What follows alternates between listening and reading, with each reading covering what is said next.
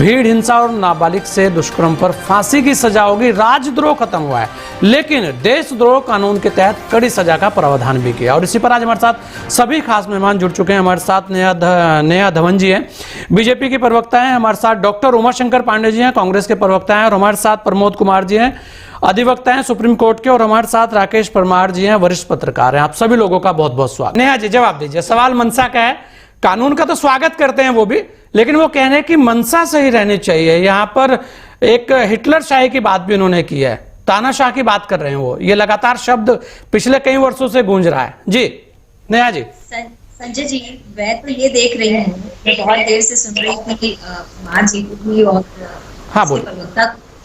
और मुझे ये लग रहा है कि कांग्रेस के प्रवक्ता इतने डरे हुए बयान क्यों दे रहे हैं, आखिर इनका डर किस चीज का है। पहली बात तो ये, मैं ये कहना चाहूंगी कि देखिए, पिछले कितने समय से हम देख रहे थे देश की जनता जो है वो चीख पुकार कर ये बात कह रही थी कि हमें जो है वो न्याय समय पर नहीं मिल रहा है, हमें न्याय नहीं मिल रहा है, क्योंकि बहुत सारी ऐसी धाराएं थी जिनका लचीलापन था।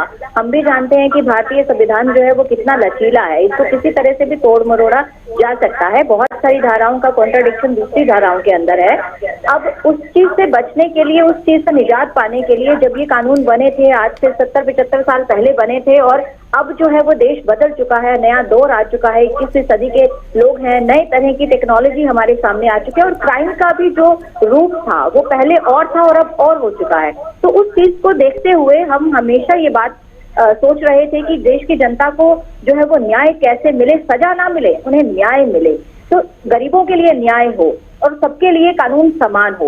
उस चीज को देखते हुए हमने ये परिवर्तन लाए हैं। और मैं यहाँ पर एक छोटी सी बात बताना चाहूंगी कि पहले देश के गृह मंत्री अमित शाह जी सदन के अंदर 3 कानूनों को लाए थे, उसके बाद वो स्थायी समिति के पास भेज दिया गया था रिव्यू के लिए, और उस रिव्यू के बाद उसमें कई सारे संशोधन कराए गए, और उन कई सारे संशोधन के बाद जो है फिर से वापस इन 3 कानूनों को लाया गया है। तो मैं परमार जी को यहाँ पर करेक्ट करना चाहूंगी कि प्रोसेस जो संविधान को बदलने का है वो पूरा प्रोसेस हमने सदन के सामने रखा है और उसी के हिसाब से ही चले हैं। ये कोई तानाशाही का नहीं है, तानाशाही नहीं है, हमने तो जो लोकतांत्रिक प्रक्रिया है उसको फॉलो किया है।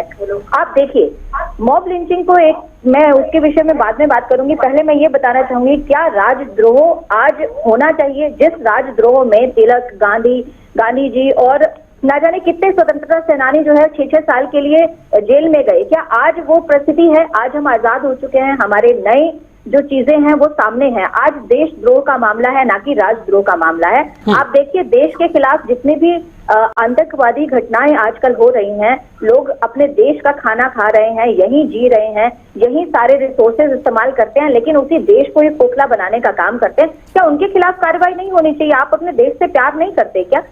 जितने आतंकवादी संगठन हैं वो हमारे देश में फल फूल रहे थे पिछले कितने सालों से, कांग्रेस उनको समर्थन देती आई थी। मैं आपके सबक की बात रखना चाहूंगी, बिल्कुल, क्योंकि जब भी आतंकवादी संगठनों के खिलाफ डॉक्टर साहब आपसे लूंगा जवाब, एक बार बोलने दीजिए। डॉक्टर साहब आपसे आएगी, डॉक्टर साहब आपकी बारी आएगी। आप देखिए, जब भी कभी ऐसी कोई बात होती थी तो हर आतंकवादी के खिलाफ ये लोग मानवाधिकार का नारा लेके, मानवाधिकार का झंडा लेकर खड़े हो जाते थे। क्या मानवाधिकार केवल और केवल आतंकवादियों के लिए थे? नॉर्मल जो केसेस होते थे उनमें कांग्रेस के व्यक्ति कभी भी मानवाधिकार को सामने लेकर नहीं आए। तो क्या उन आतंकवादियों को देश में पनपने देना चाहिए, जीने देना चाहिए? क्या उनको बख्श देना चाहिए, उनको छोड़ देना चाहिए? नहीं। आज देश की परिस्थिति ऐसी है कि जो हमारे देश का खाएगा वो हमारे देश के पॉजिटिविटी के लिए काम करेगा, हमारे देश के लिए सोचेगा।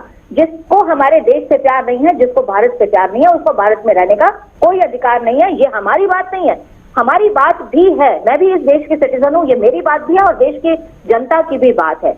जहां तक बात है, हमने जो कानून लाए हैं उसमें केवल एक यही मॉब लिंचिंग या आतंकवाद की बात भी नहीं है संजय जी। यहाँ पर हम एक्सीडेंटल केसेस में जो समस्याएं आती हैं कि रात के समय में किसी का एक्सीडेंट हुआ, वो रोड साइड पर पड़ा रहा, लेकिन कोई भी ह्यूमन इमोशंस भी उसमें आपने देखा होगा कितने तार हुए।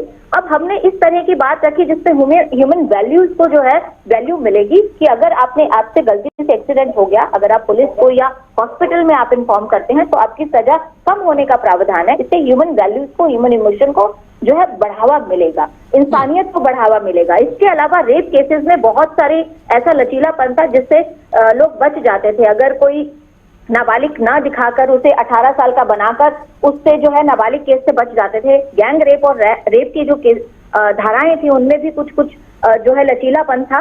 उस चीज को अलग करने के लिए हमने गैंग रेप के लिए अलग धाराएं बनाई और रेप में हमने 18 साल की बच्चे के साथ भी अगर कुछ करता है तो वो उसके लिए एक नाबालिग का प्रावधान रहेगा। और दूसरी बात ये कि हमने 18, 16 और 12 साल की बच्चियों के साथ अगर कोई इस तरह का यौन शोषण करता है तो उसके लिए हमने कड़ी से कड़े कानून लाने की बात कही है। इसके अलावा मैं यहाँ पर ये कहूंगी कि किडनैपिंग हो, चाहे वो डॉक्टर्स की लापरवाही से होने वाली जो डेथ है उसको हम हत्या, कई सारे ऐसे विषय हैं जिसको हमने कवर किया है। हमने केवल इस तरह से नहीं किया। इसलिए कांग्रेस के जो प्रवक्ता है, कांग्रेस के मंत्रीगण है, उनको डरने की आवश्यकता नहीं है। आप अपने डरने की आवश्यकता नहीं है। डॉक्टर साहब आप कुछ कहना चाह रहे थे? सभी लोगों का बहुत बहुत धन्यवाद।